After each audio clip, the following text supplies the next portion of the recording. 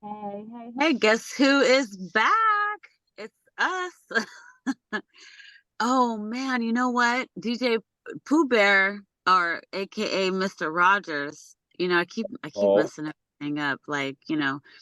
Um, but if you catch last week's Mad Chatter show, then you know him as DJ Pooh Bear. But today we're just pulling in Mr. Rogers. He doesn't have his cardigan on yet, though. No. Well, there's an update. Spinja has agreed. She is actually going to make me a legit bright red cardigan for the show. It's coming. So stay tuned. You'll see Mr. Rogers. I'm still not wearing shoes. I'm sorry, but I'll do my best on the cardigan. But Okay. you don't. Oh well, Mr. Rogers takes his shoes off when he comes in the house anyway. So He had respect. doesn't he? Yeah. Yeah. Did he ever change his socks? He did have several pairs of Argyle socks. I do remember. When you have country cable, which is 3 channels, you watch what is there. So Right. Well, I grew up with Mr. Rogers. I used to like watching the puppets. So yeah, we like to joke about his name because his name was Mr. Rogers. Like that is so cool. How fun is that? So we have an amazing guest with us today. It's a beautiful sister that I met on Facebook. And so I got a new friend. Super excited. And we've been talking already for a little bit, and I thought it'd be great to just capture the moment because she's got a lot of fascinating stories. I know they're coming because we've already started talking, and I'm like, okay, here's the wow factor. We're gonna get wowed today. And she's way over there in Germany, so we're not gonna keep her up too late because it's like 1 o'clock in the morning. It's already the next day. You're time traveling. You're already on the other side. So welcome to our spiritual rabbit hole where we talk about all things paranormal on Tainted Tea, the Mad Chatter Show. So welcome, Sandra. You want to go ahead, Sandra D, like Greece, Sandy D, right? Sandra Yes, D. yes, exactly. Thank you. Thank Did you you for watch Greece? Did you love Greece? Were yes, you into that? I loved it. Yeah. So I sang all songs. I Alone. was gonna say I could see you Not dancing with the around song. singing the songs. Yeah, look at me, I'm Sandra D. Yeah, Yes, exactly. I Good love stuff. it. Well, welcome to the show. Would you like to introduce yourself and let everybody know where you're from and whatever you'd like to let everybody know, whatever you want them to know? Yeah, like Maya said, I'm from Germany and I'm Sandra, and I have a few experiences. I do some stuff with psychic with psychic things, like I'm training people. I have students as to train them as an evidential medium and an anime communicator, and also to talk with them with the telepathic. So I made the training with James from Prague in America online to learn the mediumship with the evidence and then the communication. And in my free time, I teach other people in it. And that's when I started to also come in contact again with some other beings, not just humans or animals, but also extraterrestrial, interdimensional, and what else exists here. Wonderful. Have you encountered like Sasquatch? No, I no, that's not a big thing here. I didn't see them. No What I Yetis? saw I saw in the Astral, and I don't know where this connection was from. I need to look in my book, but there was once a vision from a girl that was riding on like a yeti, like a white furry yeti. That was very interesting. Yeah, I don't know. It looked a bit like an ice bear, but it was more like a yeti. It's kind of a mix. I have no idea what this is about. Yeah. Oh, cool. That's awesome. So I love the work that you do. I'm gonna have to check out your work. That is Thank beautiful. you. How long have you been doing that? I'm doing it not so long. I do this since 2 years, I think now, and only like a hobby, but it's like my whole life now. And Funny it how started. that happens. Yeah, exactly. It started 4 years ago when my deceased father started to talking to me, and I kind of tried to figure out if it's just in my mind or Oh, my wow. real father, and he sent me proof for it then. How did that happen? Can you briefly Sure, share how that sure. happened if you like? He told me in my mind, I talked with him always in my mind when I went for a walk, like going in for a walk with him when the mind is free, walking my dog. And he was telling me, or saying to me, like, I will send you dogs. And I'm like, what do you mean you will send me dogs? And he's like, you will see, I send you dogs. And so in the next week, 10 days maybe, there was 2 occasions, I think, sorry if I don't know all the English words, where I was walking outside, and the first occasion was in the distance there was sitting a big dog. I thought it was a statue, so I went by with the dog. He was just sitting there on the corner on the street, just all on the ground. And I come close, and he starts up, wagging his tail and going to me. And I was like, "What? Where are you from?" He was kind of waiting for me. So I went with the dog to the door from the house that was nearest by, and the door was a little bit open. So the door was open. I ringed there, and the lady was very thankful and said, "Oh, I didn't even notice the door was open, or I didn't close it properly." So I was okay, good, fine. Coincidence, that's the word. Just a dog there. Never before happened in the years with my dog, but okay. And a few days later, I was walking my dog, and from the distance, you could see there was a dog running from a side street, back in the street, around a corner, another street, right to me. Like he was, even though he came from a few streets away, he was right into my direction, stopping at me. And I was like, oh my God. I said, Dad, okay, I understand. Keep this dog safe. So I brought this dog back. And again, the door was open. And the owners didn't know that it wasn't closed properly or whatever happened, like the front door from the house. So I told my dad, please don't open the doors anymore and keep the dogs inside. I believe you. And then he was saying like, oh, now I will send you a cat. And I'm like, no, stop it. So, Oh yeah, my gosh, how that's how funny. it started. Yes. Wow. And then after that, did you have other conversations with him as well, or was it just those moments of Yes, the it went dog? on. It went on. He became my main spirit guide in my spiritual staff, and he learned, trained with me the communication, and even now still helps me and my students to to train it. Yeah. And he also introduced me then into the UFO stuff, the connection about it, because he started to come visit me and even visit friends when they stood up, like standing in their rooms in like astronaut uniforms, and then with beings and stuff. So yeah, What? introduced to the stuff. Yes, Wow. exactly. And then I Was your dad learned, yeah, into this stuff when he was alive? no, he wasn't. Really? Was very surprising, yeah, because I always separated these two things. You know, we have always one side, all the spirit, and the other side, all the aliens, ETs, whatever you want to call them, all the other beings. And then Mhm. it started to merge somehow. I was first like, okay, maybe it just helps me because I'm supposed to with the work with the ET beings.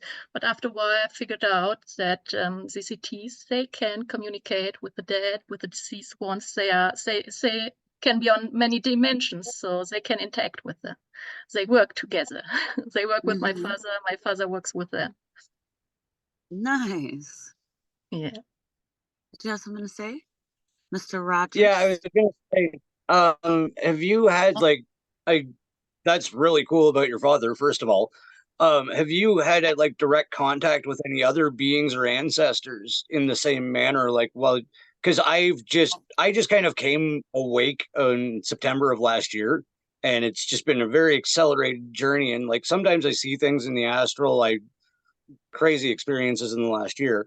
But I was just wondering, do you ever have like direct contact while you're asleep with people or beings or whomever? I had direct contact, being awake, not asleep or anything. Yeah. The interesting, more interesting stuff is, I think for me it was more interesting and more important. For many it is more important because before, many people ask themselves, is this all real? What happens in the astral? What happens in our mind? And so it's important, the real things that are happening when you're awake. And for me, the main meeting wasn't so long ago. It was also, I think, January last year. Yeah, I know exactly the date, 23rd of January last year. Yeah, I would tell you why it's so important.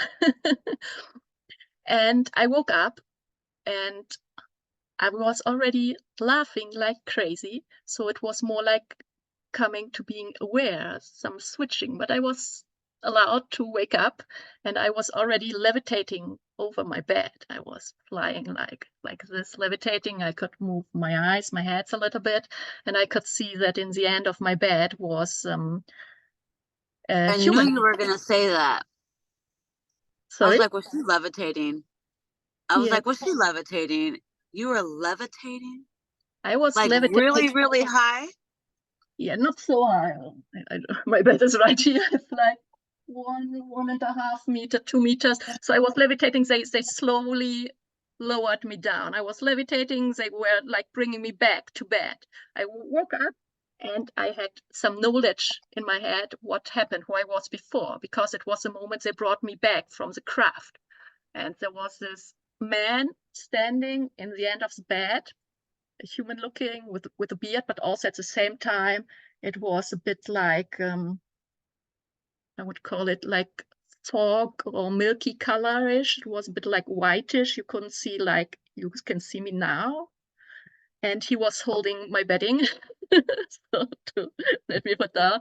And then I was even thinking like, I laughed so loud, why I didn't wake anybody up. I learned it later. So anyway, I was luring down and then he kind of let the bedding fall down and he disappeared somehow. And I was in the bed and I had this knowledge that they told me on the craft that disclosure will start soon. And that was very interesting because I after told my groups and my mother, and it was around 2 weeks before the shoot downs happens in America, Alaska and stuff, when the balloon stuff happens, right? So also I had the knowledge what we did on the craft a little bit, what we saw, and that they told me that the things that I thought before, the ideas I had and the information I got, that they are true, that we are working together, and especially at night when we sleep, but sometimes with the body. And that's what made me so happy. Not just that it's a lot of fun to levitate, but also that it's all true, that I have my work to do, that I know them all, they know me, and so on and so on. And that was, after that, I knew for a fact that it is all real. That was the moment. I just knew it's not just in my mind. Yeah. I actually want to ask you something specific about that. When you came back, right, did you have like a fresh air taste or an oxygen tank taste in your mouth? And I'm asking because my entire family got put back and there was like this huge whoosh in our house and all of us tasted like mountain air. As soon as we woke up, it was like a minty candy. As soon as we all woke up, it was like a breath of fresh air. I was just wondering if you had anything like that. No, I didn't have anything like that. No. Okay. When you come just to? curious because a lot of that stuff is similar. But I'm sure wild. there are many different like beings and many different kind of how to bring back and what is necessary and so on. Yeah. So what did they look like, the ones that you were with? Human. They look human.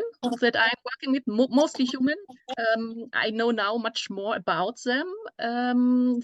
We work with many species together, but the one I was with was human looking, like brighter hair, like blonde reddish looking. But like I said, I couldn't see it in front of me, but then I had memories from on the craft, and what I was allowed to in the beginning because I still was scared for some species. They first needed to give me some kind of, I call it fear therapy. They gave me some little therapy. So they allowed me only to remember the human talk on the craft, or human looking. They're not like Earth humans. Oh. And then later they made with me outside over weeks and weeks and weeks some fear therapy. So I lose my fear of what you typically call gray beings, because that's often the problem, that there are also good ones that look very similar, and it's not good to have this fear we can't work properly. So they trained it with me. Interesting. Yes. Was it the grays or was it the evens? None of them. The first one who contacted me, first telepathic before I saw them, is a gray being from Zeta Reticuli, but not the ones you call gray. So my contacts are mostly like from a positive group. So I am not so much into these. So then they had to been the evens. No, so they're the not evens, the Mhm. evens are supposed to be positive, and they made the grays. Yeah, no, it's not even the graves. They call themselves Sham or Shambalas. Like I said, they're from there. There's so many thousands of beings, and this is a being I was incarnated in a past life before. And he said, like, oh, we are all friends from past lives. So I don't know if that's wrong or not, but I recently did a session. I did a session with two people. You know Rob from the Typical Skeptic podcast? Yes, from Okay, from so the show only. I did a hypnosis session with him, and he was one of the grays that had crashed in Roswell. But then he said he wasn't a gray. He said he was an Eben. And then when I did a session recently with this guy Cooley, it's on my page. He was also an Eben, but he says that they created the grays, and I think like the grays went rogue or something. But he said that they work with people with love, like it was all high vibrational. It wasn't low vibrational, because I was asking, like, I'm like, well, are you positive, but I don't think it's really strange, because even Rob's story, he was like, we're scared, we don't know what they're gonna do to us, they're keeping us, they want us to teach them, like he was like, it was funny, because he was like scared, he wasn't like this wicked thing. And so I was like, I think they're misunderstood, but I'm trying to understand more about them, but if you you should watch his Cooley session for me and decipher it and tell me, what do you think about it, because I want to explore more of these different alien races. Yes. I mean, there are many. If you're open They're to it. just gray and have big eyes. Anybody calls them grays, but there's so many. Like the beings I was incarnated and I work with, they work together with the Anunnaki in the past, so they are connected to them. They're very good people, and they even are hybrided. Like when maybe like all the pharaohs, and for example, what the Anunnaki, when they left, they kept their pharaohs here, the hybrids, right? And some of them went in their bodies. And these hybrids, they made them from the humans that are hybrids from Anunnaki, and the humans, the older humans, this ape group, right? And the pharaohs, they were mixed then from a human, from this Anunnaki human with Zeta Reticuli grays. They are mixed together again to make this special. So they help, the Zeta Reticuli help to build the different groups of humans around the world with the projects building civilizations and stuff. Yes, the ones that are called Sham, but I'm sure in Zeta Reticuli, in the system itself, are many different races that look like gray beings. Oh, what are these ones called? For me, they call it, I call them mostly just Zeta Reticuli. In some books, they're called Shambhala. My friend, even before I knew how they're called, said, "Oh, you can't speak my name with your tongue and stuff. Just call me Sham, because it's connected to the race name." Interesting. They're a bit more like a brownish gray. The more I look into this kind of thing, it seems like, you know, when you go to like the hardware store and there's the paint sample thing, like there is species of races of aliens of all, like it's almost like the paint samples, like there's one of this color, this color, this color, this color, like, because like, and then people are like, oh well, it's just this, it's just this. It's not, because I'm finding pages and pages of subspecies and races that there's as many different cultures as them as there is us, probably thousands more. Like, Yeah, that's my take on the whole thing. when you just look in the, I don't know if you know the KGB alien race book that is online, or there are races in it. There's also like described how the Anunnaki and the Theta Reticuli work together. I didn't even know before I had it in my regression. I saw in my past life how they work together, and I was very surprised that it's all written in it. And alone in this book, you see that there are many different races that you would call gray, but they're different, right? Different colors and stuff. The first alien race that I encountered in my regressions were the Octurians. Yeah. And they showed up looking like grays. They're really? they're very similar. They have big bulby heads, they got big eyes, they got their skin is very grayish, blue, right?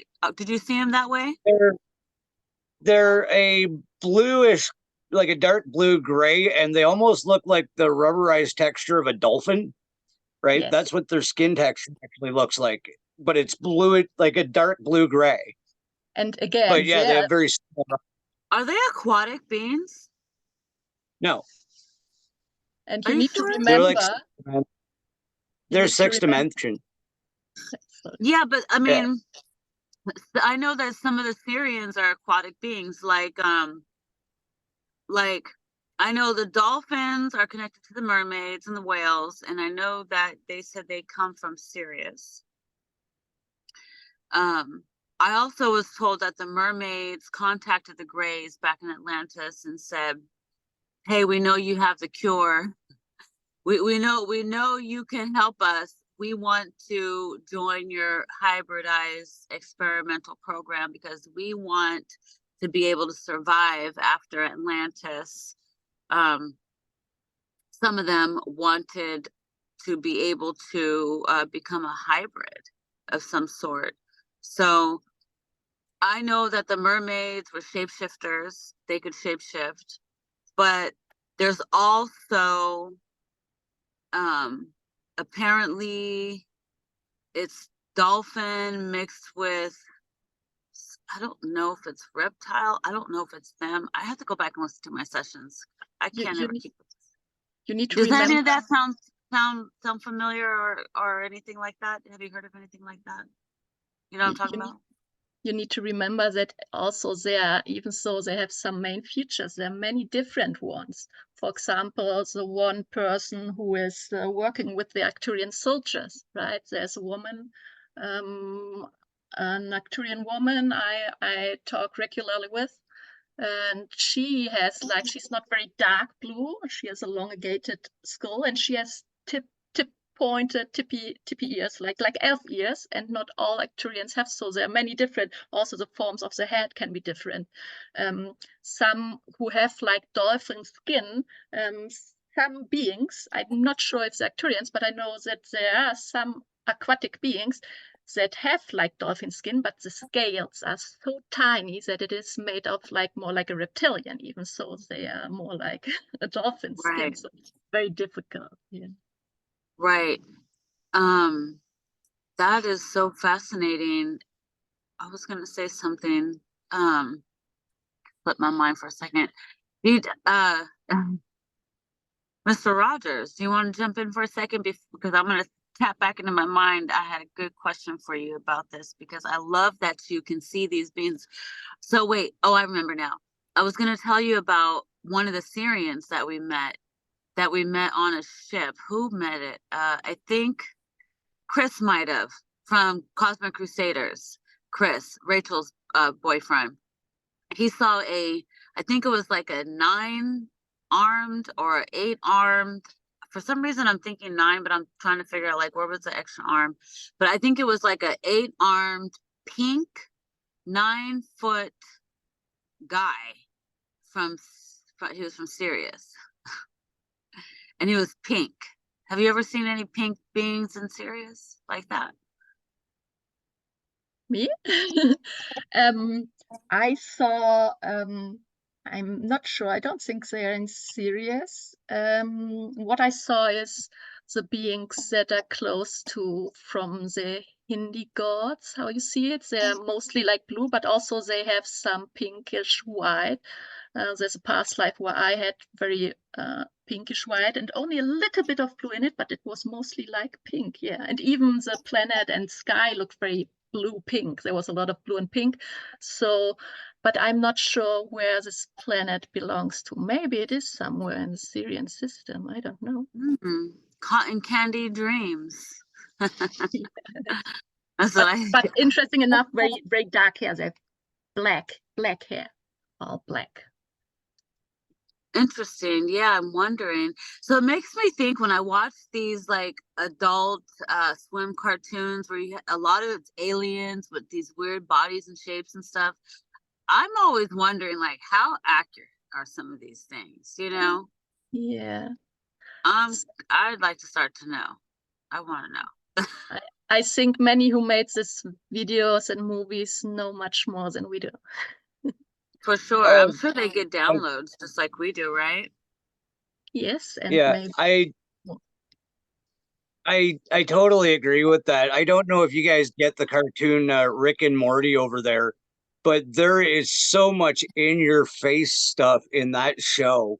Like there was a battle where they did like this explosive action movie battle where they fought their way up through like 8 levels underneath the White House.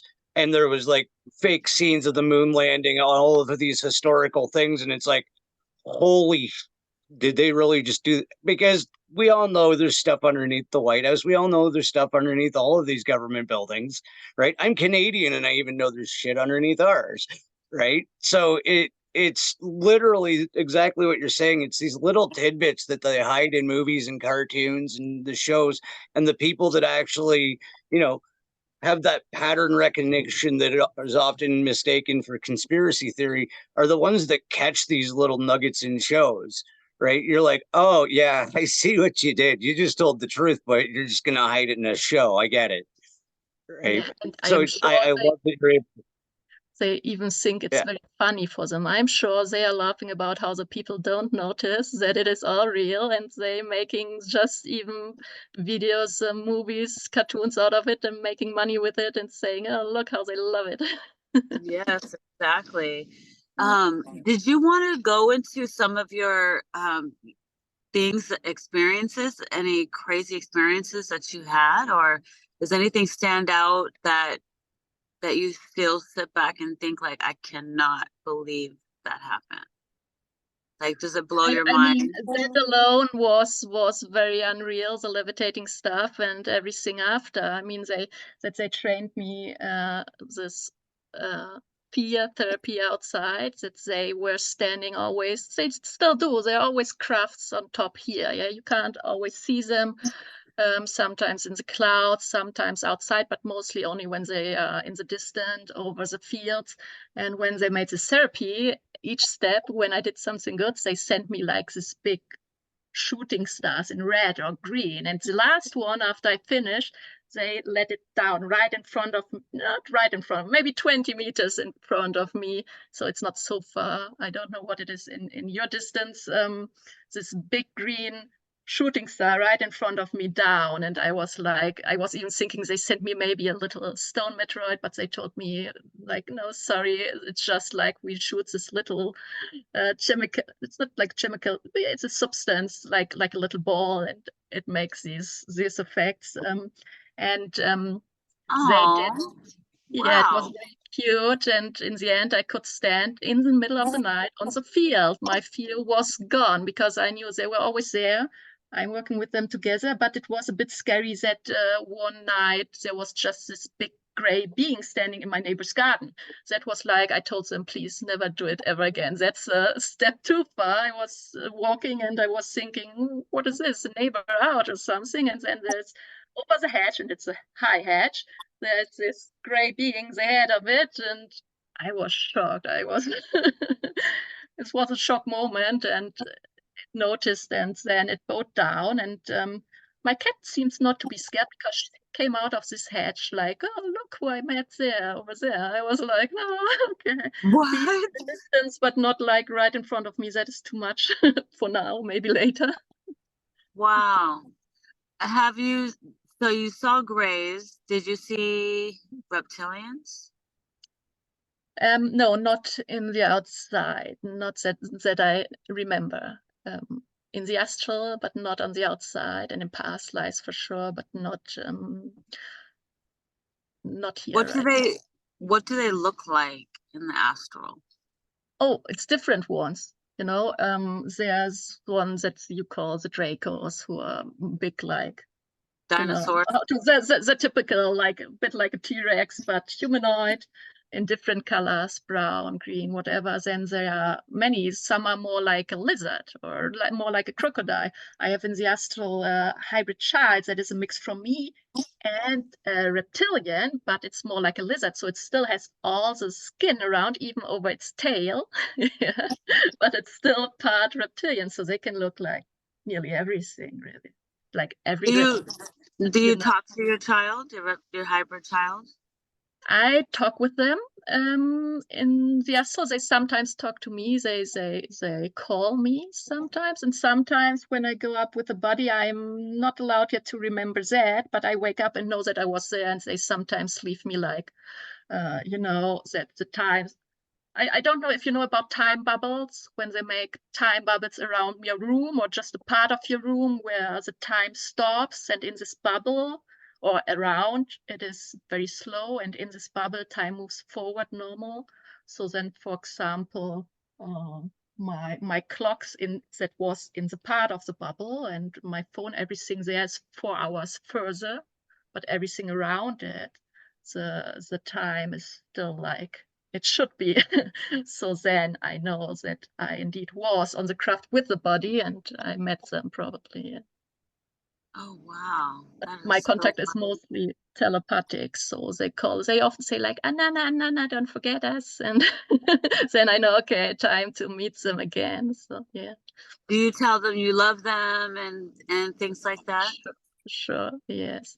Some of them, there's also a bit different, because the ones that are always, there are so many kids, because there's a hybrid kids, apart from my real kids here, and then there are the kids from my past life, but they're still in the same mission, and they are the ones in the craft on top of them. So when I talk to my kids, I also know my kids from my past life, but they are from the future. And interesting enough, these kids were like parents for me when I was little, and they took me on their craft. And so these kids are there. So when I speak with them, like when I miss them so much, and I'm outside, they can show their craft and something, say like, yeah, we're here, we think of you or something. That's very nice always. Yeah. Oh, that's so beautiful. I love that for you. That is so cool. Do you know who your higher self is? Have you had a chance to connect with your higher self? Did you get a name or anything, any information? I have many names and informations, and the higher self, like I said before, oh no, I don't think it was recording back then. We weren't not online yet. So I was few weeks ago, I was in my higher self and beyond the astral. And it's very interesting to always read about your higher self, about your higher self. You work with your higher self, but it's so different when you are the higher self, because you are the higher self, and it was like being pulled like through a little tube, like pushed, or like through a cable, like your consciousness, what you see, pulled in the top of the higher self. And there was just also a woman, and just by thought and attention, I could go in my astral body, in my body, or even they showed me 2 parallel lives. There are more, but they showed me just 3 parallel lives. So in my higher self, it was totally normal that I had 3 lives at the same time and could all of the information cope with it, go wherever I liked. So there were 2 male lives, and I went into the one male, and then it was weird because I was much bigger, much higher. So I was like, "Ooh, okay." And then I moved up again in my body, and then I moved in my astral body, and from the astral body, then I pulled myself into this body here and woke up in that moment, and I could still see all the outlines of the 3 lives parallel. So I woke up, I had around me the outlines of the 3 astral lives, but also around me I could still see where the three astral, like my life, and the other 2 I could see still the outlines of sidewalks the man was walking on, for example. Yeah, that was fascinating. And I was always scared, like, how is it when our part of the soul goes up into the higher self? I was always a bit scared, like, when all our lives go back, then you are maybe just one little part in this all. Where are we, right? Is it mixed up? But when I was up there, I noticed that it's just me. It's all just me, just at the same time out of it. So there is not just a little part or anything. It's always the full me, wherever I am. So I don't need to think about anymore about that. I love that. I love that. You know, I definitely want to make sure I can start being able to train my team so I can go under, because I really want to know what it feels like to be Cleopatra. Yeah, for sure. You know, apparently I have a past life as her, and I'm just like, I just want to walk in her shoes one day. I can understand that. For me, it was very fascinating. One of my regression, like I said, the first one, I was a gray. That was very, very weird, because I looked into the regression, and then in front of me were this long gray toes. I was like, oh, what the hell is going on? Because you all want to be some nice Pleiadian or whatever, nice being, right? And then there comes this gray being outside. So very fascinating to be in the other lives. I hope you can feel it. Yeah, that is so cool. Yeah, if you like, I can talk a bit about my life as a Zeta and how it went on, how I came to Earth. A what? The Zeta Reticuli. I was on this craft, you know? Yeah, go for it. And I was on a science craft with a Lyra woman, and I really liked it. We were like working on Earth with getting like stones and stuff from volcanoes to look into the science of it, but I was more into living beings. So I really wanted to go into the project, and it was about civilization on Earth, that they wanted to get civilizations here. So I don't know, it's kind of like a higher council or something. I tried to get into this project, and I got it was that day that I got the information that they accepted me in this project, that I was allowed to go into Project Earth. So I was just shown like going through the door, but I went first back onto my planet and said goodbye to all my family and friends. We made a party and stuff, because these gray beings, they had a lot of emotion. I had many emotions, yeah, even so I couldn't show them on the face. And then I incarnated in an Anunnaki being. That was very interesting. And the interesting part in it is that the Anunnaki themselves didn't know they were part of the big plan, that they were in this project, because they weren't connected to them. They thought it was their own idea, like we all think it's their own idea, right? It's our idea what we do here, but it kind of wasn't. So yeah, it was fascinating. And then to live through the centuries, so I can understand it with Cleopatra. I was back in the Phoenician side, Phoenician time, yeah. And I got many names. The problem with the names, often when you have so many, you can't trace them back, right? There was this name where I was called, for example, Nur. Then I was called Amenhotep. You can't fit in it. then I was called a starter. You can find her, maybe, yes, sure. But all the others, it's very difficult to bring them back. So you should really go for it and dig deep. Well, have you ever been under hypnosis? Yes, I was under in regression hypnosis.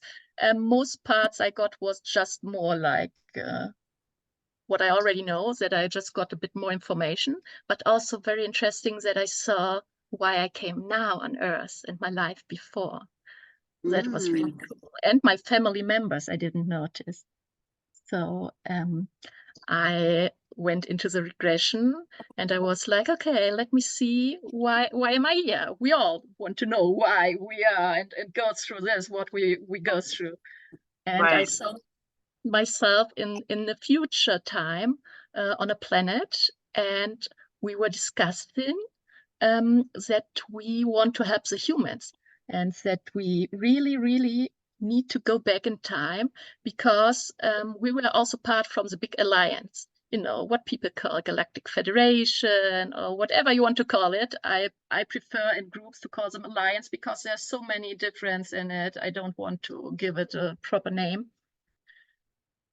And we were shown on, it was kind of like a monitor because all the groups, or at least my group, my family and stuff, with the people that were working together on the planet where I was living, were shown on a monitor what will happen with us if we don't act now. Okay.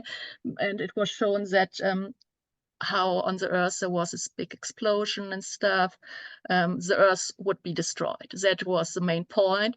And the information was that we need, I don't know how much you, the people that are listening or watching know about it, but the main thing was to get rid of the Dracos because they will be the main reason that Earth will get destroyed in the future. Not now, in the future, but now is the best time to get rid of them, to not let it happen, right? And so we were discussing a lot about how we get back into this life to help. And then we were planning our incarnations. So we had all this stuff going on, watching where we can incarnate, how we can do it, that everybody is in the right spot. And interesting enough, their little sister, she said like, listen, let me go first. So she said she will incarnate first to make the right place for me because she didn't care so much where to help or being in this time right now. So she decided she goes first to become my mother. So then I saw that we could go through time, no problem, and timelines. We went with a craft back in time, and then she went into the time from my grandmother. So they brought my grandmother on the craft. My sister there, she doesn't need any equipment. She could go on just by will out of her body. So I see this orb. She goes out of her body, goes into the body, into the tummy of my grandmother to the pregnant body. And then again, time later, then my mother is on the craft when she gets pregnant, and I go out of my body and go into her body. So we all could incarnate here to be part of this big mission of stopping it all, changing the timelines, stopping the distractions that will happen in the future or did happen on another timeline. It won't happen here because this is the timeline where we win, right? That was really fascinating. And the reason why it was so important for us, some said it's too dangerous, we have enough people. But for example, for me, it was very important to be part of it because the humans were so important for me because I was the Anunnaki, like many others are, like I was there when the human were made. So for me, they have a very special part in my art. I was like, they are like my children. Even so they're bad or something, I want to help. And if you like in the other life, I had a husband. Yeah, I'm sure I still have him somewhere in the future. So, and he didn't want me to go. He said, like the protective husband, how it should be like. you can stay here. And I said, no, I will go. You don't stop me. I will incarnate if you like or not. So he said, okay, I will go too. Yeah. And So that's your why husband went too? He incarnated too? incarnated too. Yes. And So I your already met husband that him. you're with now? Or No, not I don't have a husband here now, but I met him, and interesting enough, we both didn't know about it, but we both made journals, like writing what we saw in visions, in regressions. And in one of them, for example, is a craft that we fly in the future. It has a very special, yeah, what would you call it, form, right? So when I met him, I knew who he was. He didn't remember the future life, only the past life. So he knows who I am in the past life, how we are connected. I only know about our future life. It's very interesting. And I showed him this in my book, and he said, wait a moment. He gets his journal because he always made a journal, and opened his journal somewhere in the past, and he had the same drawing from the same craft in his journal. So we knew, yeah, we are all right. We are from the same place. wow. Very important. That is so cool. Yes. So where did you guys come from? You know, from the future or now? Yeah. Because now, from From the future. future. Okay, so the future is a planet in the Pegasus system, and in Pegasus Nebula. And my t-shirt, I even wear Pegasus. I love Pegasus. And they are a group that, what would you call it? A break-off group from the old Anunnaki. Like some call them, they're not from Procyon, but some call them also Procyons because they look very similar. They are from the future. They fight for the new timeline. And they mostly belong to the Anunnaki bloodline. Because even if they're in the Astral, even if it's just spirit, they call it bloodline, because for them bloodline is not just genetic from the blood, it's also like spiritual connection and incarnations. And there I'm from, and we work very close together with the Arcturians. The Arcturians have many people here, and also many spies that work for the good side that are right now, but now I'm allowed to tell. So before, a few months ago, I wasn't allowed, but now I can't because mission is nearly safe. Let us give us 1 or 2 more months, and then we'll see there will be a lot happening. So the Arcturians sent many soldiers as spies in the deep projects and dark projects that the military has, the black military, that it's not welcome and known to people here. Yeah. And even the people that, the spies that are in it, often don't remember it as humans because they incarnated for it. Many of them incarnated to go into these projects. Yes, so we get the information. And I mostly work on the craft, on the Federation craft, to have meetings with them, to speak about them, how they are, like in the Astral, how it is going, how they mostly don't remember it. Some of them remember, especially the ones, a few from the SSP that I worked with together. We recognized each other. I was like, hey, I know you, I met you on the craft, right? So, yeah, to make sure that they're still okay with what they're doing, because it's very bad what they go through for the missions, but for good reason. So Yeah. they are all heroes. I actually work very closely with one. You did what? Sorry, I didn't. I actually, in the Astral, I work very closely with an Arcturian that's in their version of the military. And sometimes I get the downloads while I'm here, but we've seen them during my regressions, and I've also seen them during my astral projections and in my sleep. Right. I have like verbal communication with him. I've interacted with him. I only know him as the lieutenant, but he has like absolutely no sense of humor, but I can remember entire conversations. So I know exactly what you're talking about. Yeah, they have a lot of love and do it like for a good reason, but many don't know about the real great fighting and spying skills. They are amazing, and it is because they they act not as self-love, they only act for the love of other, because they love the beings. That's why they say, okay, we sacrifice, we go through all this pain and torture to help you all. And that is fascinating. Yeah. So let me ask, I was told that the Arcturians are one of the very few races that have not been compromised, that they're still very, like, there's a lot of polarities in many races, but they said, like, I haven't heard anything about like a negative Arcturian. Have you met any negative Arcturians? No, but probably depending on what you call Arcturians, but I didn't met any bad Arcturians. What is a bit difficult is about that we just call them like their main stars called the solar system, or the main look they called. So you never know who else belongs to this group or to the species. But I never heard from bad ones. No. Well, that's good. Yeah. Well, so when I did my first hypnosis session, my friend wanted to meet her grandfather. And so she ended up at Mount Shasta, and she was laying down on the ground. And she was like, I want to go in. Like, she knew she wanted to go in. So then she started acclimating. And next thing you know, she was vibrating. Her body started vibrating, and she went into the mountain. Mm-hmm. And she went further down, and into this area where she met the Arcturians. And so when she got there, there was this one Arcturian standing in front of with these others, and he said, "Hey, it's me. I'm your grandpa. Look at me. I got a new body."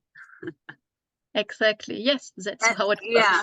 And then he took her on a tour all down Mount Shasta. We went in, and basically it reminded me of one of those shows or movies where they live in the tree and they have these big bubble lighthouses.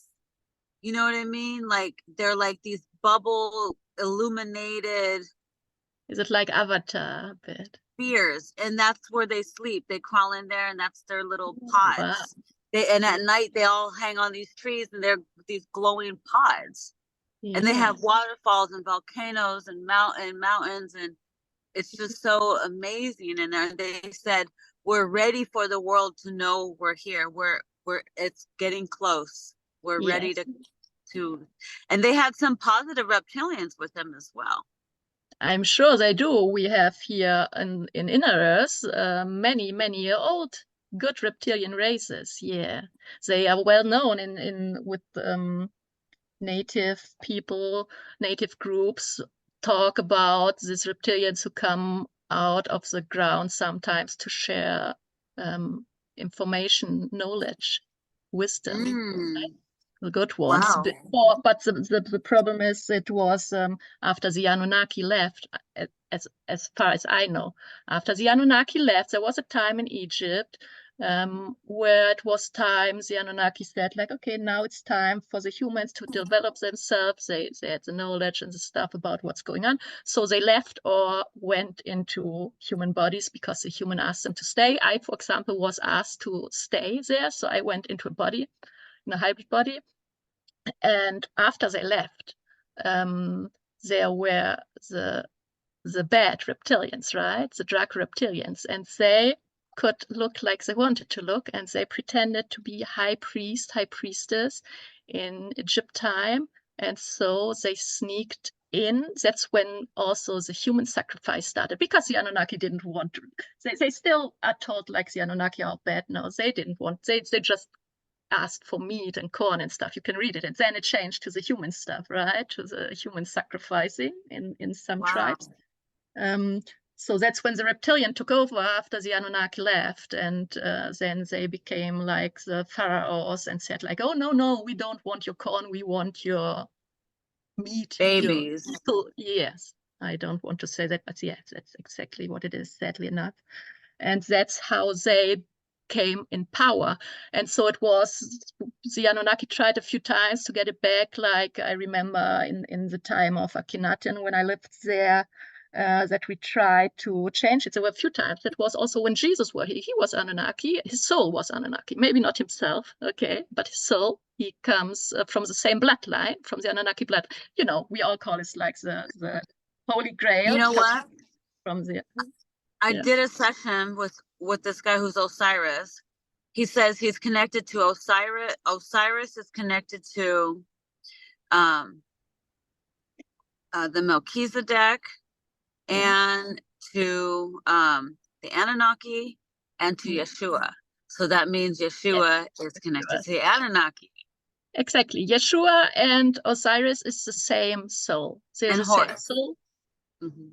And Horus, exactly, yes. And Jesus. What about Akhenaten? Because I did a session with the Akhenaten guy is the same. It's the he's same. Anunnaki, right? He is Osiris. It's all the same. It's Enki. It's a soul of Enki. Yes, they're all the same. Yeah. I did a session for a guy who was Akhenaten. So I got to hear a little bit of that Anunnaki story. So yeah. As far as I know, even the archangel Michael is Enki, because the soul is the divine male. You need to know, you know, our universe, we call it always the, even so they're all connected, but there was the divine man, the divine female power, and Enki is the divine male. Yeah, and then there's the divine female. They often incarnate in many different bodies and split their soul, and they can live at the same time in different bodies. And it's all very complicated when you get into all the stuff. Well, let me ask you this. I haven't heard anything. All you hear is Enki and Enlil and Akhenaten and all these other people. But who were the women? Was there Anunnaki women? Who were the women? I mean, was Isis Anunnaki? Yes, Isis was the wife of Enki. She's a divine female, and she was all the other goddess with the 10,000 names. So Isis was Inanna, was Astarte, was Diana, was Aphrodite, was they are all Cleopatra, Mary Magdalene, right? Exactly. Yeah, these two also. They are all the same. Nefertiti, it's the same soul. Exactly. Wow. Yes, absolutely. That is really cool. I'm so glad to be talking to somebody who understands my language. It's so rewarding. Like, I battle so many people that are like different stories, and I'm like, oh man, how could you not know? Like, it's so interesting. Do you know anything about Lemu Mars, where the Anunnaki were before they came here? Have you heard anything about that? The spot where they break? No, because the problem is, even so, I know part of my Anunnaki life, I'm not yet allowed to know more than before we came to Earth. So I remember like incarnating, and then I remember the next step is on Earth, and before we started to try different species to build the human beings, with a few different consequences. There were some who were a bit more aggressive and not so much human, but anyway. Really?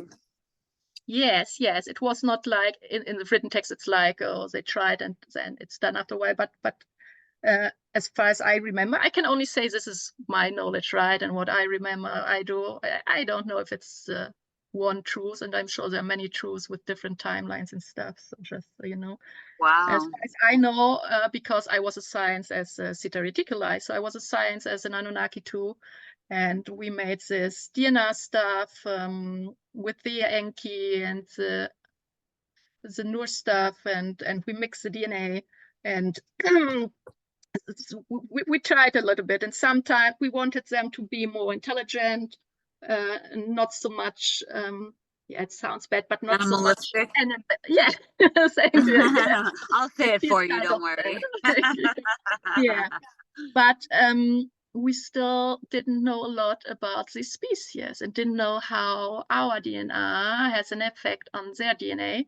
So there were some who got really like aggressive. They were running around doing bad stuff, attacking and killing, and because there were some more animal, but the problem was they were more intelligent than an animal, right? So that's a bad combination, being intelligent but being very animalistic. So they knew how to kill stuff, right? So yeah, it was try and error until we got it right.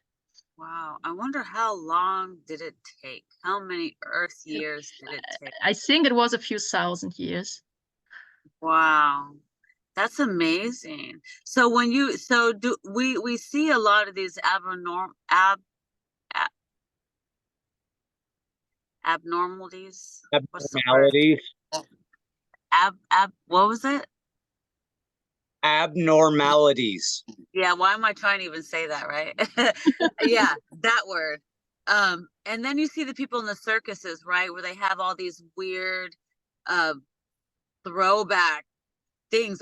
Are these like remnants of all of this stuff from before, like the hairy boys, and you see all the freak shows. Remember back in the day, the Inquirer Wants to Know, and these crazy magazines that used to show you these, to also think about that since time exists, there are still hybriding programs that the beings, the different species, we still all work with different DNA stuff in the family, and some have more than the others. So there are also often parts that are on purpose played with to find stuff out. Like that they change a little bit, even so you have the parents that are your parents, the father and the mother, maybe they put this third part into it, or a while ago where it wasn't so sure who is the father, they maybe made the woman pregnant, and they thought it was a father but wasn't, but nobody tested it, so it was no problem. And then they mixed different species in it for different reasons. wow. So that also Yes. can be, yeah. That's just crazy. It's Mhm. crazy. I mean, it's crazy, but that's what's happening. It's been happening since the beginning of time. There was somebody, I don't think it was you, Mr. Rogers. Was it you? Did we go back in time and see your reptilian ancestors? You don't have reptilian ancestors, do you? With the DNA No, altered? I have reptilian altered DNA from prenatal. Right. Is So what went on you're with not me. connected to any of them.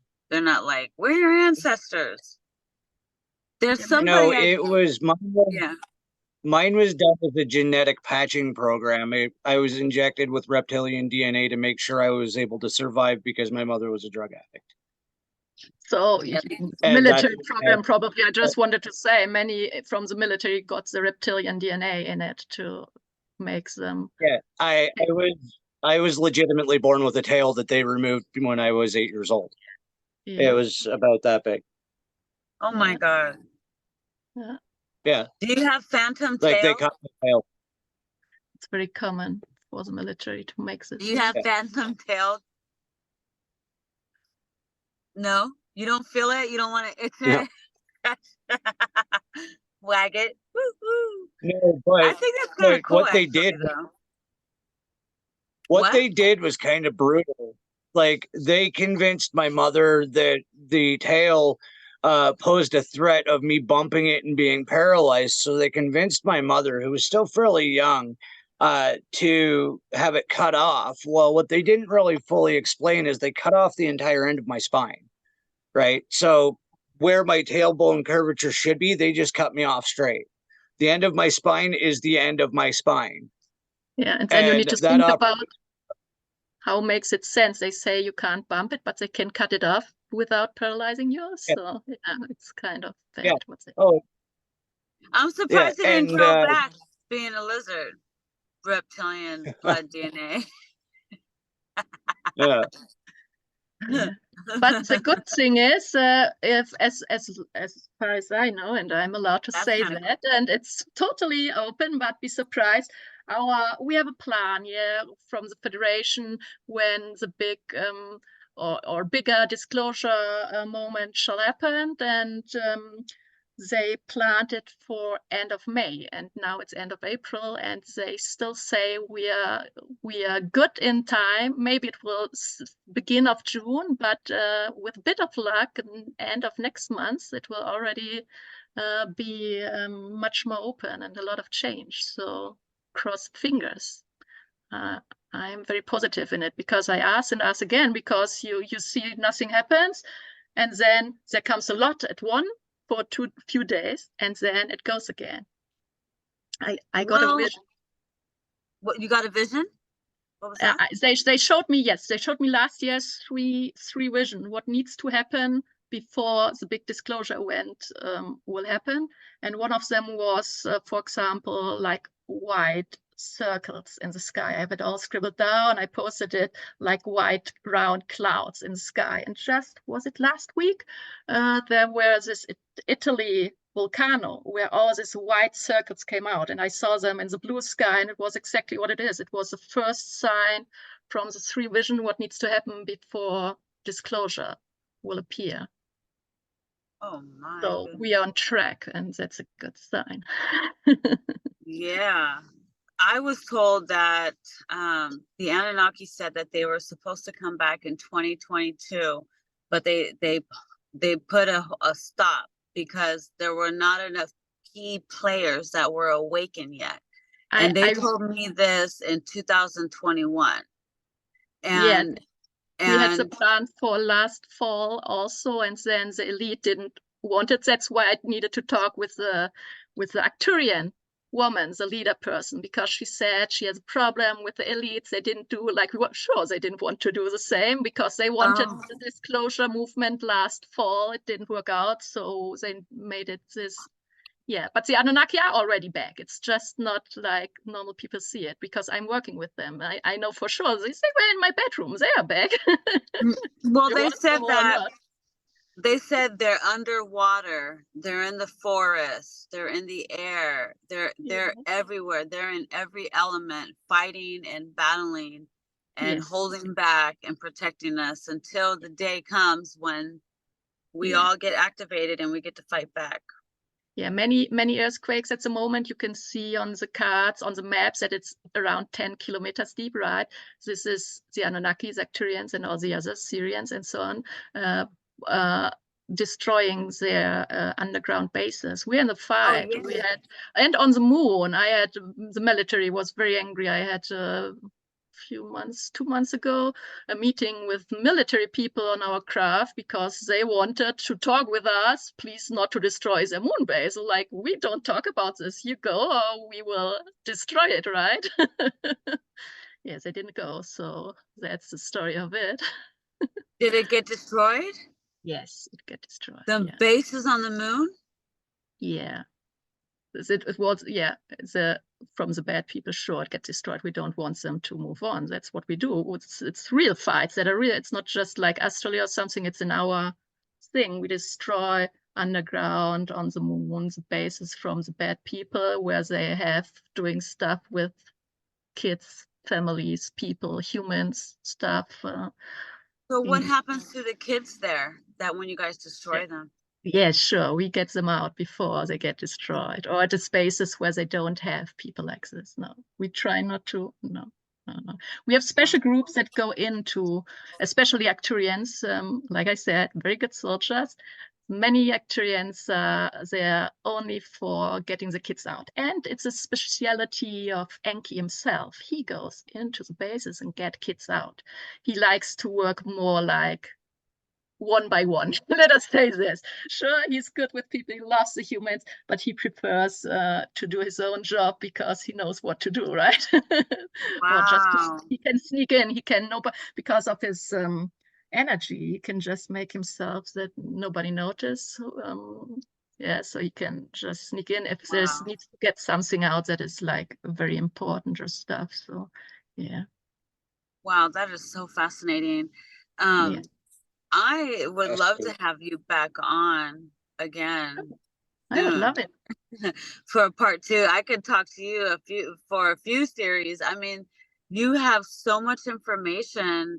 You're so knowledgeable. I love that. And it's so easy to follow. Thank you. And again, it's just my truth, even so, there's so much outside I want people to know, because that's a problem. Many people believe many things. The most important thing is that you believe what you feel good inside, the positive, not what you feel out of, or information you get out of fear or anything, but when it's out of love. No. And ask yourself, what do you feel when you hear this information, or what you get yourself? Yes. Did you have something to say? I keep wanting to call you DJ Pooh Bear. Mr. Rogers. It's because we do so many shows. We do so many shows. I have so many different names. It's just funny. I'm actually looking at the schedule. Are you good for the end of May? Because I can put you in right after. I'm sure end of May will be a very exciting time. So for sure we will find a time. Yeah. We can speak Awesome. about it after. My birthday is May 28th, just to let you guys know. Perfect. So maybe we should plan it around that time. That would be Also great. with a disclosure. It would be a nice knew it birthday gift, there. right? Yeah. I will Are you ask going? them. Are you going to the disclosure? The real disclosure. The Florida, the event in Florida in July? Oh no, I don't talk about the event. Oh. I talk about the real disclosure. I still am planning if I will be on the craft or on the ground, what's happening, because they say, okay, we need you on the craft or on the ground when we do our big event. It's not about this disclosure event, it's about the Earth American UFO disclosure event, what we and the extraterrestrial are planning, the galactic, the Federation, the Alliance. They plan this event since a while, the end of May. Yeah. Wow. Well, I would love to talk to you some more. I love this. I will be there. And so I'm too busy with this stuff, so I'm too far away from Florida to go. In Germany is a bit far away. And I'm not yet allowed to use the crafts on daily basis. Let me say that. I will come. So. Can bilocate. Yeah. Any last words for you, Mr. Rogers? Any last words for our guests? No. Yeah, this has been like the most absolutely fascinating 60, 70 minutes that I've had in a while. So cannot wait to hear you continue on with all of the stuff you're talking about, because so much of it resonates. Like I was saying, I'm just kind of in the middle of my own awakening, and I seem to be in the accelerated class. So listening to people like you talk is absolutely fascinating, because I'm just like a robot, like input. Okay, keep going, keep talking, let's go. Like, so thank you.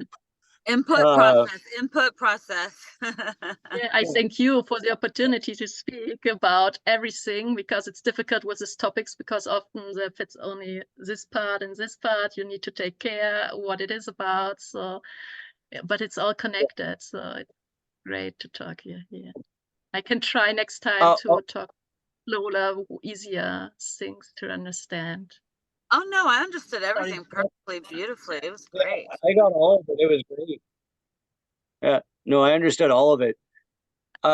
So on my part, I'll end by being a show off again and say, bitten, my new friend. Yeah, I hope also the listener understood a lot, and if there are questions, ask questions, write somewhere, write Maya, she can bring it forward, or Don, for sure. Yeah, we'll put them in the comments. They can always write to MADD Chatter, which we'll put everything in when we post it online, so they can find you. So yeah, send all your links over. We can put them in the description. And how amazing this has been. Fascinating, super cool, love it. And yeah, thank you for watching. Is there any place where people can reach you? Is there a special, do you have a website or YouTube channel or anything where people can follow your work or what you do? Do you have anything out started yet?